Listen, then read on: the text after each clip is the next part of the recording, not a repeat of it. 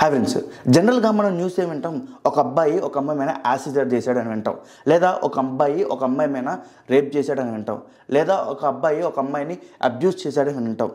So ఇలాంటి న్యూస్లు మనం రోజు వింటాం. కానీ ఇక్కడ విచిత్రమైన ఇంకో న్యూస్ ఉంది.